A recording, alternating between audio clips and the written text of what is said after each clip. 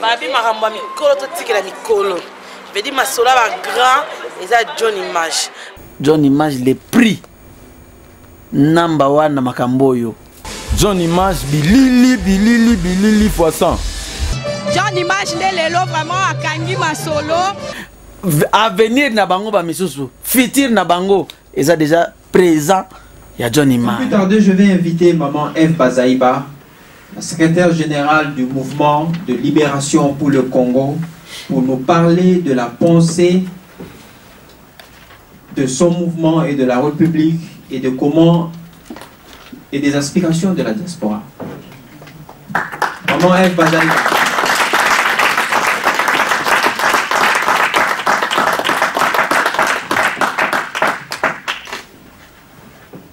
Merci beaucoup Pichou pour la parole. J'aimerais commencer par remercier sincèrement toute l'équipe de Game Changer pour l'invitation. C'est vrai qu'au début j'avais un peu des hésitations lorsque l'invitation m'a été envoyée. Et heureusement, grâce à Dieu, ça a coïncidé avec un programme personnel et privé que j'avais quelques jours avant cette date d'aujourd'hui. Alors, il y a des collègues, des compatriotes qui sont ici, hommes et femmes, que j'ai essayé de demander si vous pouvez m'aider à checker un peu le groupe. On hésite un peu trop avec tout le travail que nous faisons. On ne sait pas trop, on risque de tomber entre les mains de qui. Et un combat de plusieurs années vous annihilez tout simplement après avoir pris des contacts qu'il ne fallait pas. Grâce à Dieu, tout s'est bien passé, mais voilà, je suis là. Et merci, je remarque qu'il y a une vraiment parfaite organisation qui démontre un sacrifice, beaucoup d'abnégation. Vous-même d'ailleurs, vous êtes dans un pays de beaucoup d'activités qui nécessitent à ce que tout le monde harmonise son agenda. Ce n'est pas facile que vous harmonisez l'agenda ces seuls jours. Et que cela coïncide aussi avec la disponibilité de nous qui sommes venus de Kinshasa. Merci beaucoup. Que Dieu daigne bénir tout effort de cette initiative. Alors, je me disais, quand je vais prendre la parole, je vais dire, mais dans le comité, il n'y a que 4 personnes. Hein? Il y a Moïse, il y a Jimmy, il y a Christian et puis il y a Pichou. Et mais toutes ces femmes que j'ai vues autour depuis que nous sommes venus et tout, mais pourquoi on ne parle pas d'elles? Je vois que vous allez revenir à un moment. Moi, je commence par ma question pour nous montrer vraiment les comités au complet. Il y a des héros dans l'ombre aussi, il faut en parler. N'est-ce pas?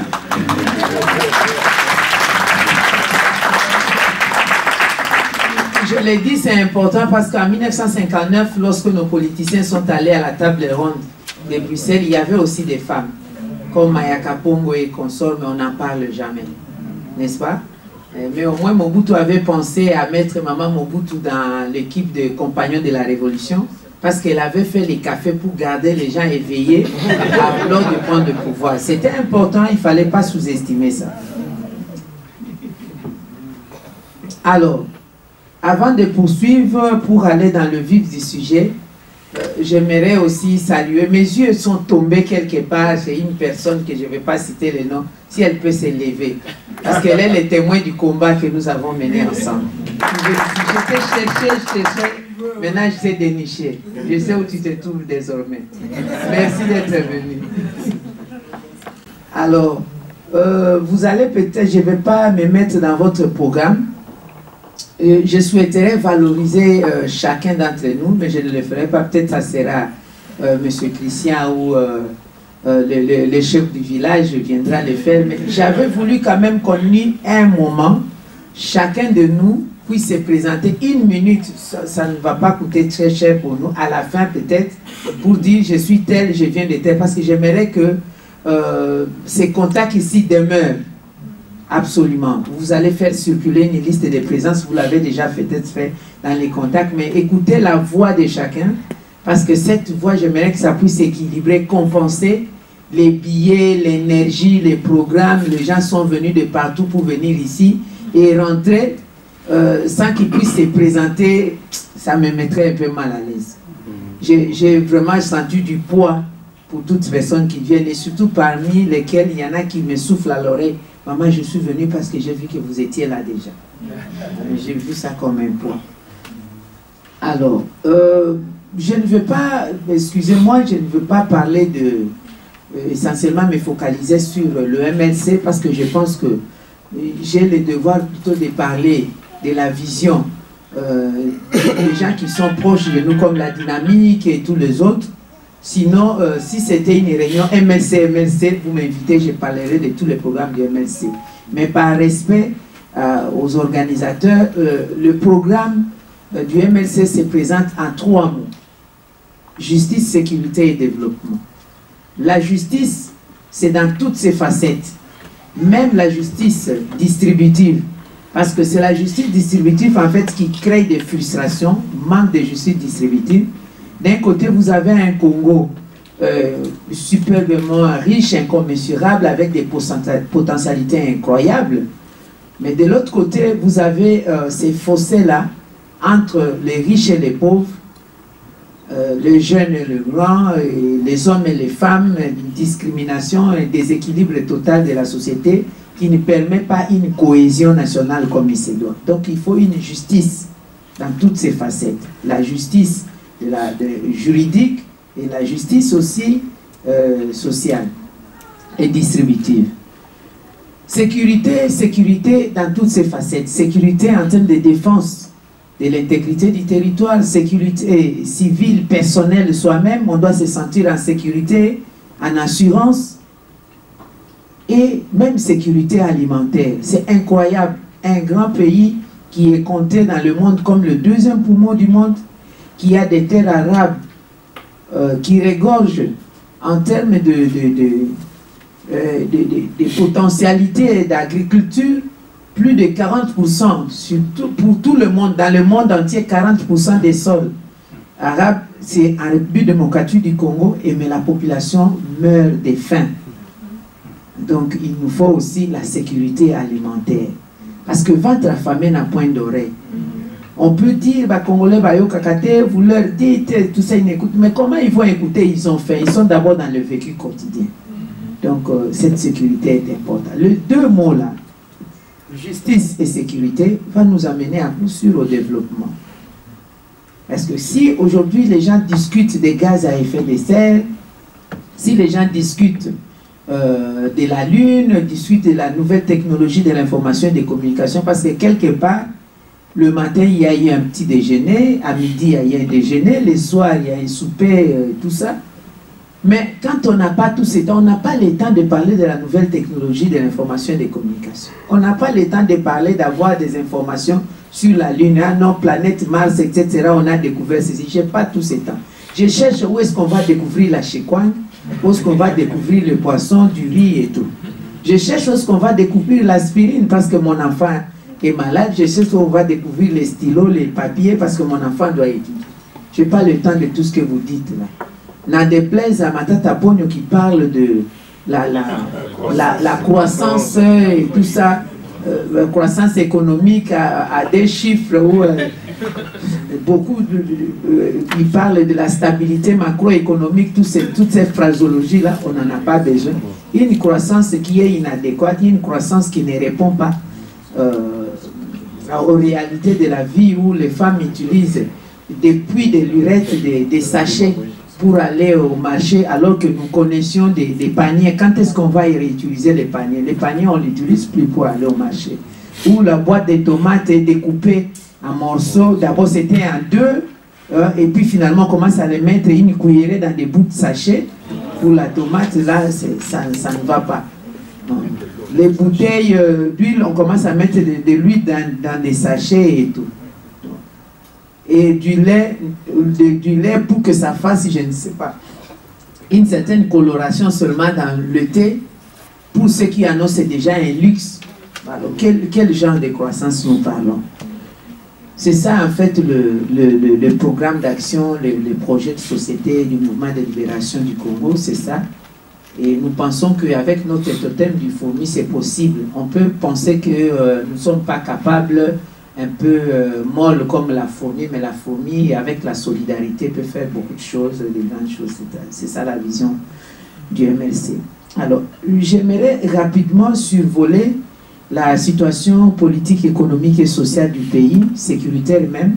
Vous le savez, mais bon, je prends un peu le prisme que je comprends. Avant d'atterrir sur ce qui nous unit tous, j'ai entendu ici Madame Lévy le dire sur le respect du processus démocratique, politique, le respect surtout de la Constitution. Et je veux seulement me faire le devoir de lire l'exposé des motifs de la Constitution pour que vous compreniez notre combat lorsque nous avons pris la Constitution et nous l'avons symboliquement cadenassée à double verrou. Pourquoi nous le disons? La situation politique dans notre pays se caractérise par une instabilité incroyable.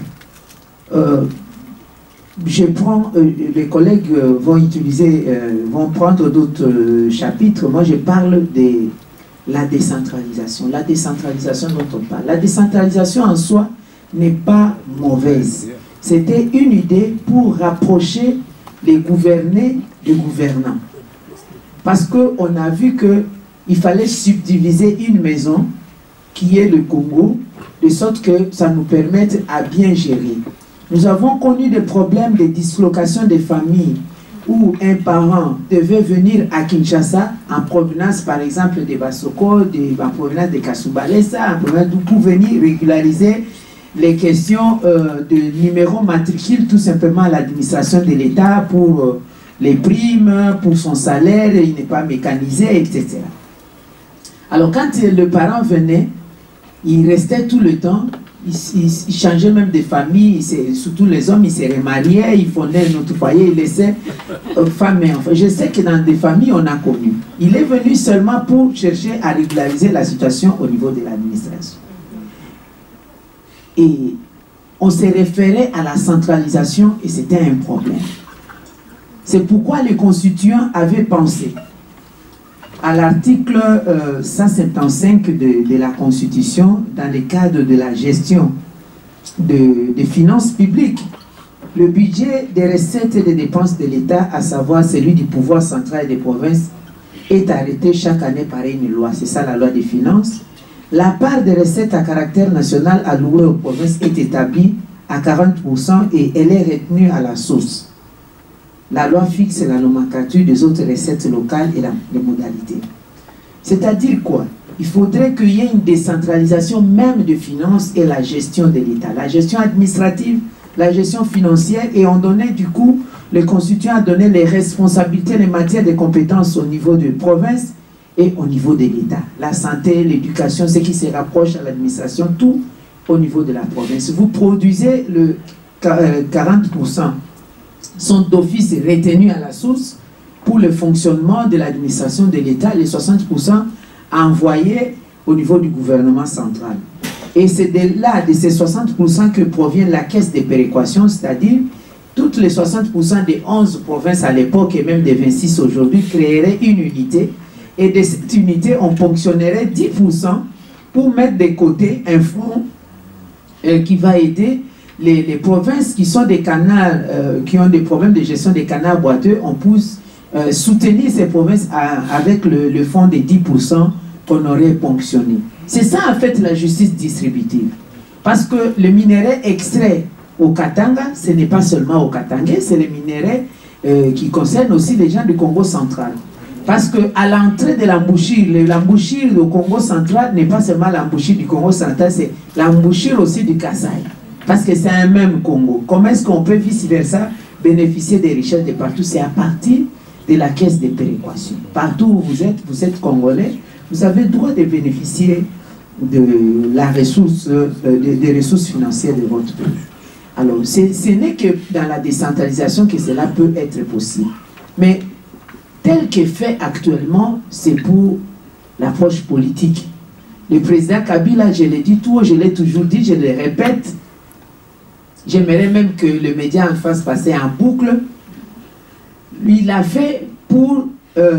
c'est dans le cas des règlements des comptes. Comme il avait des problèmes à régler avec l'ex-gouverneur de Katanga et le président de l'Assemblée, ils ont pris leur position au sein de leur famille politique à l'époque. Alors, il ne peut pas les limoger, ils connaissent certes leur popularité là-bas, il dit, ben, allons à la décentralisation telle qu'est prévue par la Constitution. La Constitution l'avait prévue depuis 2005, je crois, bientôt 10 ans. Mais pourquoi seulement autant d'années après? Pourquoi on ne l'a pas fait de manière progressive comme l'avaient prévu les dispositions constitutionnelles à travers une loi de programmation? Alors, comme il ne peut pas le faire seulement pour les Katanga, bon, faisons-le partout, comme ça donne l'impression que c'est pas moi, c'est la loi. Il y a un adage qui dit, pour son ennemi, on applique la loi, mais pour son ami, on applique la jurisprudence sous la coutume. Comme la personne était devenue maintenant l'ennemi, il dit, bon, on applique la loi in extenso. Alors, ils l'ont fait dans la précipitation. Et aujourd'hui, si on dit qu'il n'y a pas l'argent pour organiser les élections au niveau des gouverneurs, c'est faux. L'argent est là. Parce que on suppose qu'en 2011, le président Kabila a été élu à travers un programme. Et dans ce programme-là, il y avait déjà la constitution pour la mise en œuvre de la décentralisation. Il y a des budgets concernant la décentralisation. Toutes les lois sur la décentralisation étaient adoptées progressivement depuis 2011 à ce jour. Il savait qu'il devait s'y attendre, il y avait le budget. Et il ne l'a pas exécuté, c'est parce qu'il n'en avait pas la vision. Tout simplement ça. Donc le pays est caractérisé aujourd'hui par une dislocation totale. S'il y avait la carte du Congo, vous allez voir, essayez de vous imaginer, vous aimez, vous avez l'amour du Congo, vous connaissez tous les Congos. Je suis désolé de n'avoir pas eu la carte. Il n'y a que 5 provinces qui sont plus ou moins bien organisées, où nous avons le Congo central avec un gouvernement élu, un gouvernement provincial. L'Assemblée provinciale est là, et puis vous avez Kinshasa, la même chose. Donc vous passez toute l'étape au milieu. Toute la partie de Bandundu, la partie du Kasaï, la partie de l'Équateur, il n'y a rien. Et puis vous vous retrouvez au bout, un petit coin, il y a le Nord Kivu, Sud Kivu et Maniema, où il y a aussi des assemblées provinciales et des gouvernements provinciaux. Est-ce que vous n'avez pas compris quelque chose? C'est pour isoler les 3 provinces de l'extrême Est qu'il n'y a aucune administration fonctionnelle comme il se doit. On isole les 3 provinces et on applique les dessins machiavéliques de la balkanisation. Parce que le Congo vraiment ne tient qu'à Dieu. On est resté jusqu'à présent. Les commissaires spéciaux là n'ont même pas encore commencé à travailler, ils n'ont même pas la possibilité de travailler. Donc on peut attaquer les Congo du côté de l'Est là-bas. Et les 3 provinces vont devoir s'organiser entre eux. Au milieu, on n'aura même pas de renforts qui peuvent venir de Katanga, de l'Équateur, de Kasaï ou de Bandundu. Donc c'est tout un vide. Donc on a séparé 2 blocs. Il y a au fond, à l'extrême occident, partie occidentale, c'est le Congo central et Kinshasa. Et à l'extrême est, c'est Nord Kivu, Sud Kivu, Maniema. Donc les 5 provinces sont séparées. Au milieu là, c'est un vide. Bien sûr, il y a l'administration de la police nationale, il y a les forces armées, mais ceux-là reçoivent les ordres des politiques.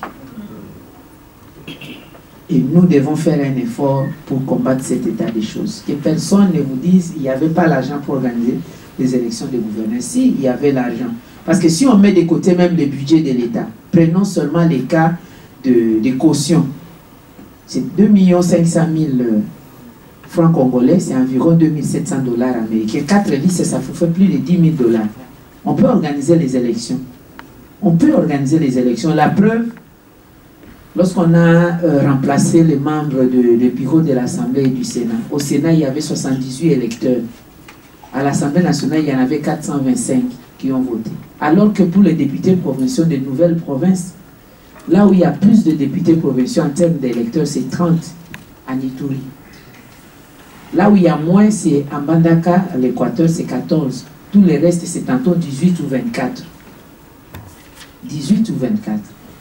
Donc, on peut prendre juste des bouts de papier duplicateur pour le cas de l'Ituri. 15 feuilles, vous divisez par 2. Chacun, on l'appelle par ordre alphabétique, il va voter. La liste des candidats est là, c'est tout. Vous ne dépensez même pas 500 $. coûte rien, alors que la CENI dira il faut 2 millions de dollars pour organiser les élections. On n'a même pas besoin du déplacement du bureau de la CENI. Les comités de la CENI locale peuvent organiser ces élections. Ça ne pose aucun problème. C'est la volonté politique qui n'y est pas. On est en face des personnes qui se préparent à déstabiliser complètement la République démocratique du Congo. Nous ne pouvons pas les laisser faire cet état des choses. Alors, rapidement sur la question de l'économie, je vais picorer seulement pour laisser le temps à d'autres collègues de parler. L'économie du pays se représente comment? Ça se résume à un seul mot, les sigles PPT, pays pauvre et très endetté. C'est ça la situation du Congo. Je ne sais pas où est-ce que Matata a tiré la croissance, etc. Les 5 chantiers qui étaient prévus dans le cadre des objectifs du millénaire pour le développement, c'était en fait le programme des Nations Unies, l'objectif du millénaire pour le développement, les routes, l'infrastructure, l'eau, l'électricité, l'éducation, la réduction de la mortalité maternelle et infantile, etc. C'était là les 5 chantiers que lui il a présentés. Il en a reçu des fonds, mais ils n'ont rien fait avec. Si ce n'est renflouer leur poche. Est-ce que cet état des choses doit continuer? Ce qui m'étonne toujours au niveau de la communauté internationale, vous dites ici accountability. Quand est-ce qu'ils vont rendre compte? Donc on donne des financements, il n'y a pas de rapport. Pourquoi? Parce que déjà au départ, quand on finance ce genre d'État, dans ces cadres de coopération structurelle, il y a des opérations retour. Parce que si on fait l'état des lieux, on doit aussi parler de l'opération retour. Il faut aussi que cet état des choses se termine. Du point de vue social, la société congolaise, nous sommes dans une situation très difficile. Vraiment, je n'ai pas besoin de papier pour ça, je n'ai pas besoin de diapositives pour ça. Moi, j'habite Kingabwa. J'habite Kingabwa.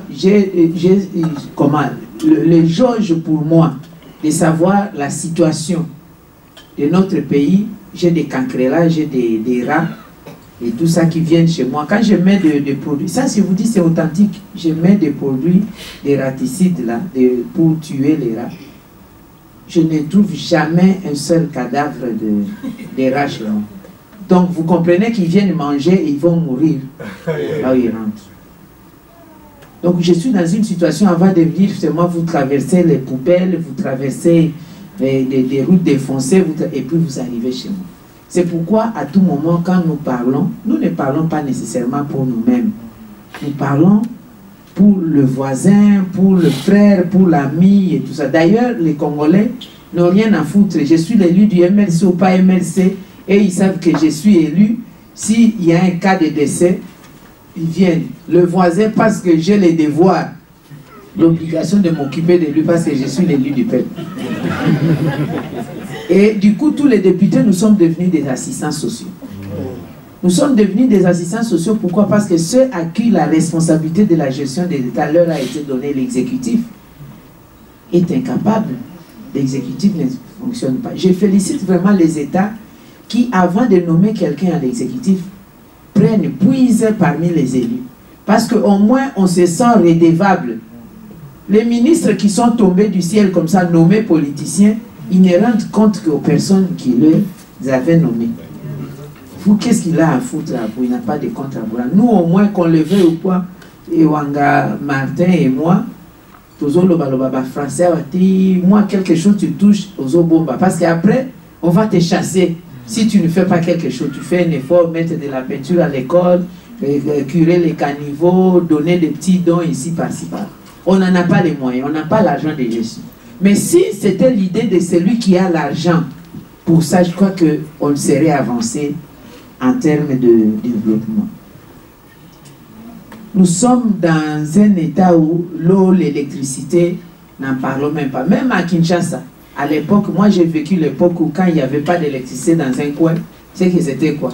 C'est Mobutu qui allait nous voir ça. Alors maintenant, Mobutu est partout. Tous les jours, il est partout.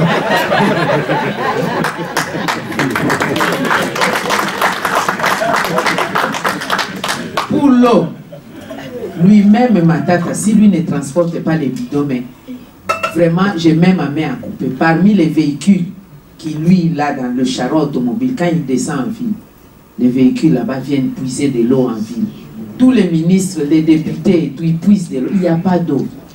Montfleury, ma campagne, je ne sais pas. Ils peuvent mettre des tanks, mais ce n'est pas possible avec plusieurs salles de bain. On ne peut pas utiliser de l'eau seulement des tanks. Leurs véhicules s'amortissent avec l'eau des bidons. Eux, au moins, ils ont des véhicules à transporter de l'eau. Mais la population. Donc, vous voyez les bidons jaunes là, de 25 litres, 20 litres, on déambule avec dans tout Kinshasa, chose qu'on ne voyait pas, qu'on ne connaissait pas. Alors, imaginez-vous maintenant l'arrière-pays. Quelle est la situation de l'arrière-pays? Nous avons l'eau, nous n'avons pas d'eau. Nous avons l'eau, mais nous n'avons pas d'eau. C'est-à-dire l'eau potable n'est pas là. Et nous mourons des maladies, des mains sales et tout ça, et à cause de ces genres de situations. Donc nous ne pouvons que parler. Concernant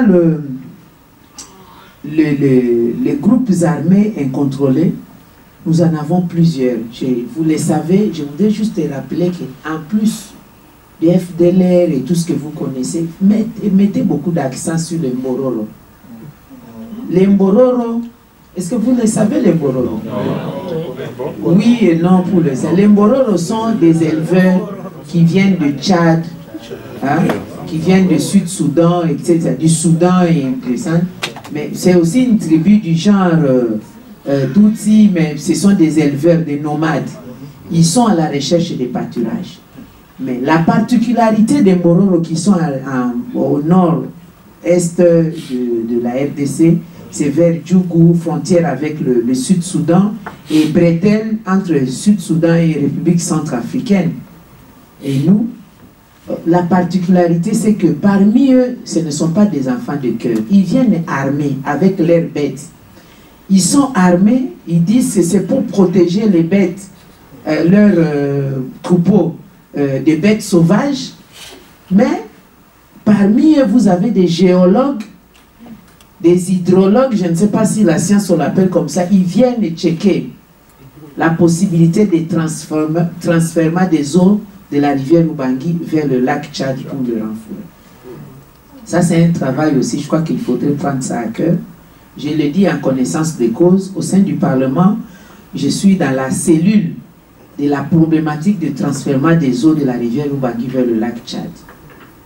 Je suis quand même étonné, à chaque fois on écrit au président de l'Assemblée, il est tellement préoccupé par les dossiers de la majorité présidentielle qu'il ne prend pas en considération cela. Le 5 décembre, il y aura la conférence des climats à Paris. Bon, je ne sais pas quelle est la participation de la RDC. Même l'agenda 21, depuis que ça a commencé à Mexico, on continue tous les processus. Le Congo ne gère pas, n'est pas impliqué, n'a pas le leadership de la gestion du bassin du Congo. La gestion du bassin du Congo se trouve au Gabon maintenant, un peu SICOS travaille, il y a des bureaux au Congo-Brazza. Mais nous qui regorgeons de 60% de la forêt, la faune et la flore du bassin du Congo, nous n'avons pas la gestion de ces leaderships. Je vous dis, c'est authentique. Quand je cite le nom de gens, je le dis en connaissance de cause. J'étais parti à une des réunions, j'étais encore au Sénat, à Brasilia, où le président Lula à l'époque nous avait invités pour que nous puissions, les deux pays, Congo et Brésil, les deux poumons du monde, nous puissions réfléchir comment est-ce que nous allons peser sur le G20, sur la question des compensations pour nos terres et tout. Le président Kabila a été invité, il n'y est pas parti. Nous sommes arrivés, le président Lula était fâché avec Madame Silva, Madame Da Silva qui était ministre de l'Environnement à l'époque. Elle nous a présenté les cas et séance tenante, j'étais là, j'ai fait des messages au Congo, au Sénat où j'étais à l'époque, et finalement c'est arrivé au gouvernement. Madame qui est chargée de conseiller sur les questions de violence, Janine Mabouda. Madame Janine Mabouda était à une mission à Paris, elle était encore à l'époque ministre des portefeuilles, on l'enverra pour venir. Quand on a demandé seulement, le président Lula a demandé, celle qui représente le président, il est dans quel portefeuille? Il dit, elle est ministre des portefeuilles. Le président Lula était fâché parce qu'il attendait même un ministre de l'Environnement. À l'époque, c'est M. Doudou qui était ministre de l'Environnement. Depuis lors, le président Lula a décidé de venir au Congo. Vous vous souvenez? Il a demandé, il a organisé, le président Kabila avait refusé, a dit pour raison de sécurité, Lula ne pouvait pas venir. Et depuis, le Brésil a lâché. Je ne sais plus, maintenant ça s'est fait à quel niveau. Bref, nous n'avons pas la gestion du bassin du Congo, alors que les Brésiliens ont la gestion du bassin de l'Amazonie. Et le président tchadien vient de dire que si le Congo ne donne pas de l'eau, ils seront obligés de venir chercher l'eau. Donc on a les problèmes de coltan, on aura encore la guerre de l'eau. Je voudrais vraiment lancer ça dans les débats pour qu'à votre niveau ici, dans les différentes réunions, on empêche ces projets-là, les projets Transaqua. Le projet Transaqua a été conçu en Italie, à Bologne. Le projet Transaqua est soutenu par le Canada, le projet Transaqua est soutenu par la France. Les gens disent que c'est un projet paranoïaque, qu'il y a beaucoup d'argent, ça ne se fera pas. Canal de Suez, c'était autant. Canal de Panama, c'était autant. À l'époque, on pensait que c'était impossible, mais on est en train de réaliser. Le projet, c'est quoi?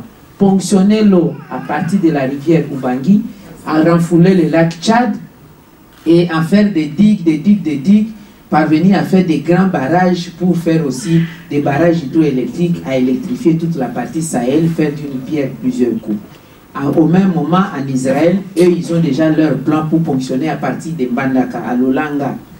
Et à l'embouchure, c'est Namibie avec l'Afrique du Sud qui vont aussi fonctionner pour l'embouchure. Donc on sera comme ça dans tous les sens. Ce que je vous dis là, c'est authentique.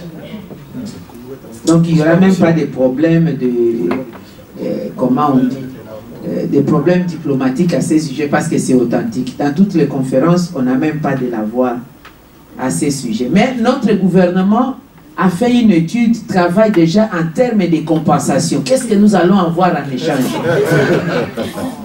Voilà l'état d'esprit du gouvernement. Alors, le respect de la Constitution. Si nous nous disons que nous devons agir pour le respect de la Constitution, vous avez totalement raison. Moi, je vous félicite. C'est d'ailleurs enfoncer une porte ouverte que de parler de ça de vous. Mais j'aimerais quand même lire seulement l'exposé des motifs de la Constitution pour que vous compreniez pourquoi nous sommes en train de nous battre pour le respect de la Constitution.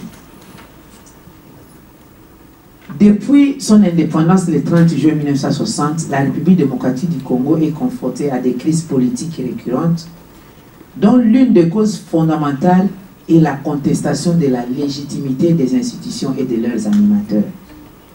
Cette contestation a pris un relief particulier avec les guerres qui ont déchiré le pays depuis 1996 à 2003.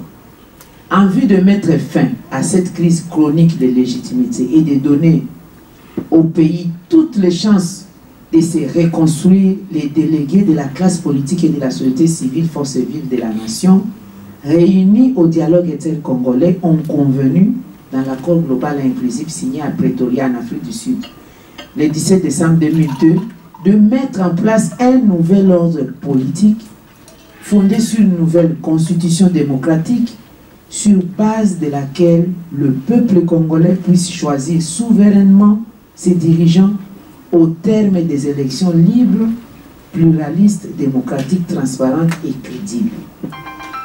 À l'effet de matérialiser la volonté politique ainsi exprimée par les participants au dialogue intercongolais, le Sénat, issu de l'accord global inclusif précité, a déposé, conformément à l'article 105 de la Constitution de la transition, un avant-projet de la nouvelle Constitution à l'Assemblée nationale qu'il a adopté sous forme d'un projet Constitution soumis au référendum populaire. La Constitution ainsi approuvée s'articule pour l'essentiel autour des idées forces ci-après. 1. De l'État et de la souveraineté. Dans le but, d'une part, de consolider l'unité nationale mise à mal par des guerres successives et d'autre part, de créer des centres d'impulsion et de développement à la base, les constituants a structuré administrativement l'État congolais en 25 provinces, plus la ville de Kinshasa dotée de la personnalité juridique et exerçant des compétences de proximité énumérées par la présente Constitution. En sus de ces compétences, les provinces exercent d'autres concurremment avec le pouvoir central et se partagent les recettes nationales avec ces derniers, respectivement en raison des 40 et des 60%. En cas de conflit de compétences entre le pouvoir central et les provinces, la Cour constitutionnelle est la seule autorité habilitée à les départager. Au demeurant, les provinces sont administrées par un gouvernement provincial, une assemblée provinciale. Elles comprennent chacune des entités territoriales décentralisées qui sont la ville, la commune, le secteur et la chefferie. Par ailleurs, la présente constitution réaffirme le principe démocratique selon lequel tout pouvoir émane du peuple en tant que souverain primaire. Ces peuples s'expriment par le pluralisme politique garanti par la Constitution, qui érige en infraction de haute trahison l'institution d'un parti unique.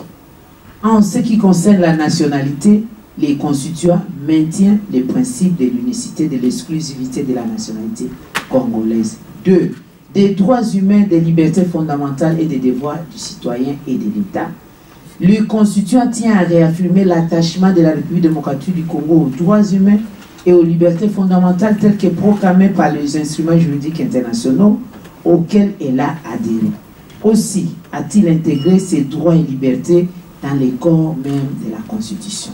À cet égard, répondant au signe du temps, l'actuelle Constitution introduit une innovation de taille en formalisant la parité homme-femme. 3. De l'organisation et de l'exercice du pouvoir. Les nouvelles institutions de la République démocratique du Congo sont le président de la République, le Parlement, le gouvernement, les cours et tribunaux. Les préoccupations majeures qui président à l'organisation de ces institutions sont les suivantes. 1. Assurer le fonctionnement harmonieux de des institutions de l'État. 2. Éviter des conflits. 3. Instaurer un état de droit. 4. Contrer toute tentative de dérive dictatoriale. 5. Garantir la bonne gouvernance. 6. Lutter contre l'impunité. 7. Assurer l'alternance démocratique.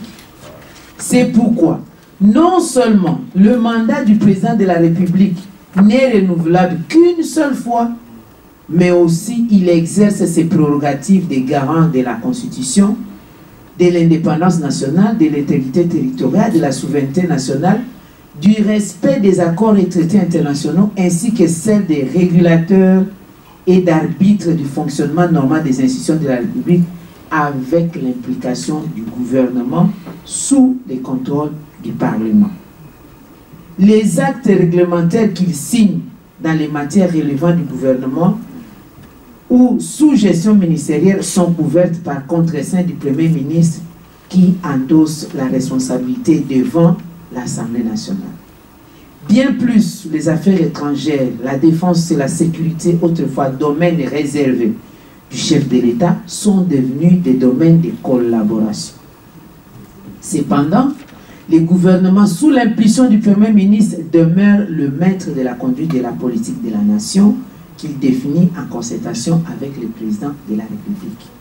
Il est comptable de son action devant l'Assemblée nationale, qui peut les sanctionner collectivement par l'adoption d'une motion de censure.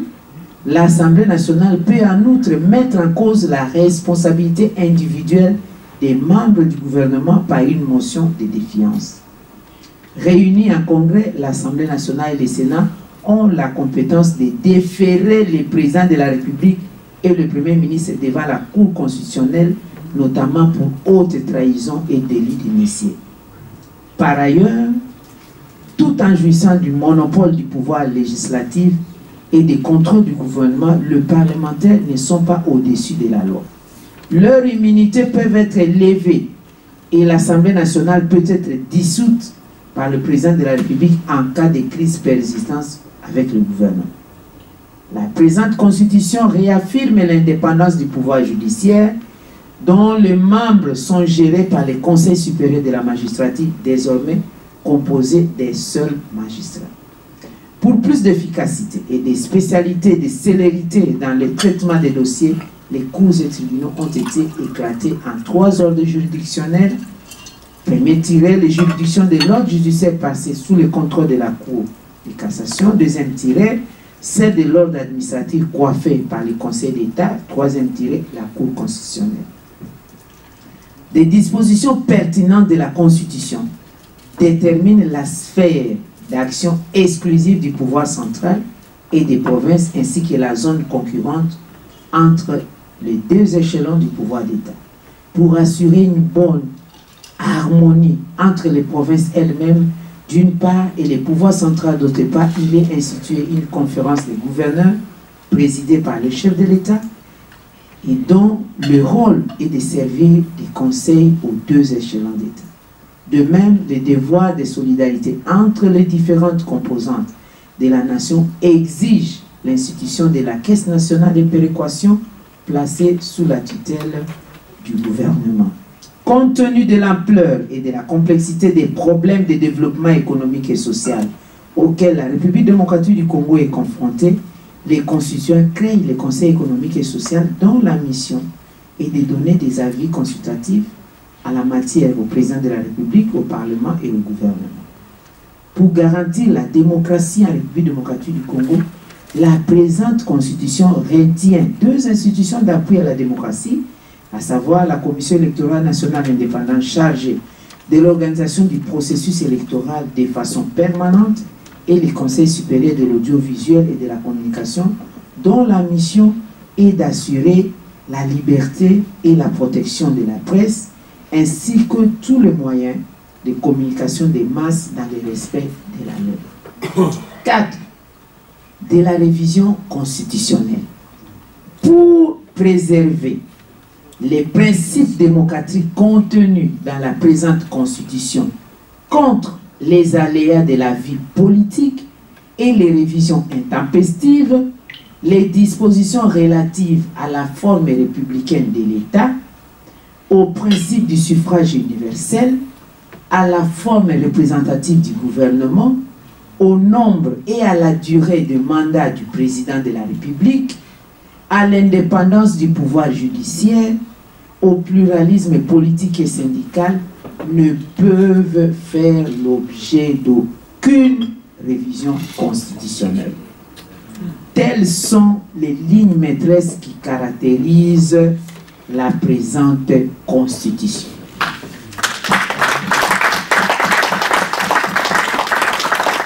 C'est ce qu'on appelle l'esprit de la loi. Parce que dans la loi, il y a l'esprit et la lettre. L'esprit de la loi, il est là. L'exposé des motifs fait partie intégrante d'une loi. Parce qu'on n'est pas là lorsqu'on procède à des discussions. C'est en fait l'exégèse. C'est quand on dit comment est-ce qu'on a pu trouver cette constitution. Voilà. L'histoire a commencé de 1960 à ces jours. Qui dit mieux? Alors, pourquoi on doit bousculer l'architecture de cette affaire? Pourquoi? Ne peut toucher à cette constitution que celui qui n'aime pas les Congo. Est-ce que les Congolais peuvent laisser à quelqu'un qui n'aime pas les Congo à bousculer les Congo? C'est la raison pour laquelle nous sommes là. C'est la raison pour laquelle nous nous sacrifions. C'est la raison pour laquelle nous disons nous devons le faire au prix de notre tête. On nous touche à plusieurs points. Nous autres, vous avez appris que pour me déstabiliser, on enlève mon fils pour le tuer, que je n'aille pas au meeting. C'est grâce à la pression de tout le monde que je remercie qu'on a pu quand même les jeter après avoir hypnotisé et tout ça. Je ne sais pas ce qu'ils feront demain, mais nous sommes là. Nous allons nous battre si nous ne le faisons pas. Peut-être que moi, au moins, on va me tuer, on va m'enterrer, vous viendrez voir, déposer une chèvre de fleurs. Lumumba, ça tombe beaucoup. Nous ne devons pas oublier ça. Donc, c'est le travail que nous faisons. Vous pouvez compter sur nous. Nous allons nous impliquer. Nous ne sous-estimons pas ce que les autres font. C'est pourquoi nous disons une synergie d'action. Elle est la bienvenue. Mais il y a des décisions qui se prennent parfois dans des salons, comme j'ai dit, Washington, New York, Belgique, Bruxelles, ou je ne sais pas quoi, qui ne comprennent pas l'âme des Congolais, que l'âme est renfermée ici dans cette constitution. Je termine par dire, l'organisation des élections au Congo n'est certes pas une garantie pour la paix et le développement.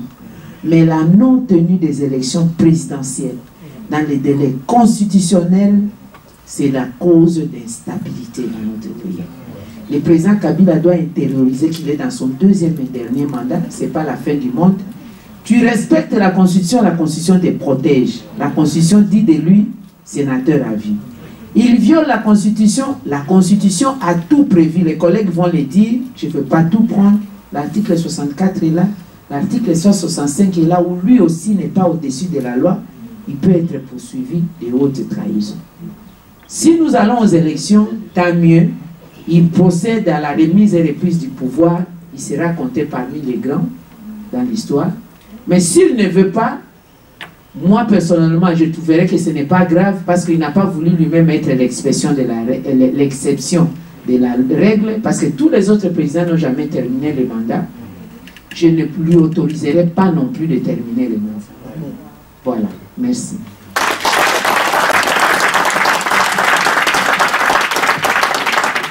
Merci maman pour...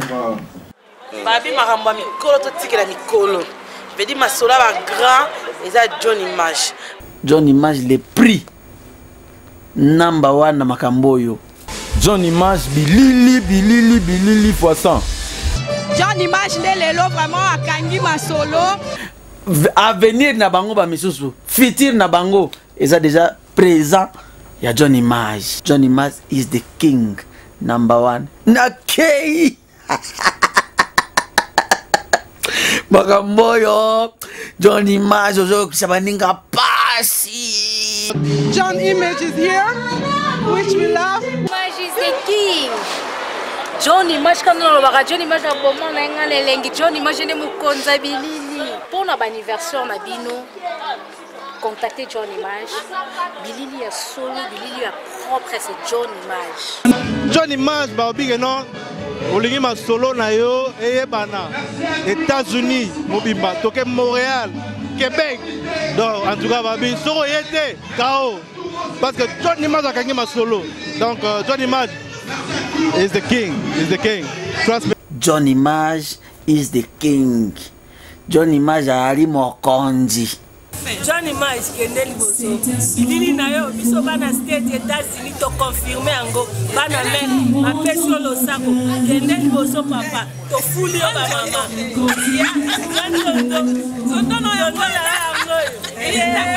Babi pona ozwa image ya bien, ba photo ya bien. Oh naza na fête na mariage, anniversaire, nyoso. Bobenga John Image, grand DJ. Babi John Image studio mobile tozo mélanger. Na John Image to CPC bino. Côté image to confirme. Côté son to confirme. Côté image ya photo à canon. John Image yo umela okoma mwelon. Babi na John Image, grand DJ au sanate. Songi fête neza musique a bien. John Image, photo et sa classe. Le quoi bakangi on a l'eau les kits na mabele John Image. Et bon image pour le belate pour ça John Image. Contactez Kabiso le numéro 1 les anasi. So bengi numéro 1 aujourd'hui John Image. Pas trop cher pour bangate pour ma image à solo. Babi John Image. C'est qui bien.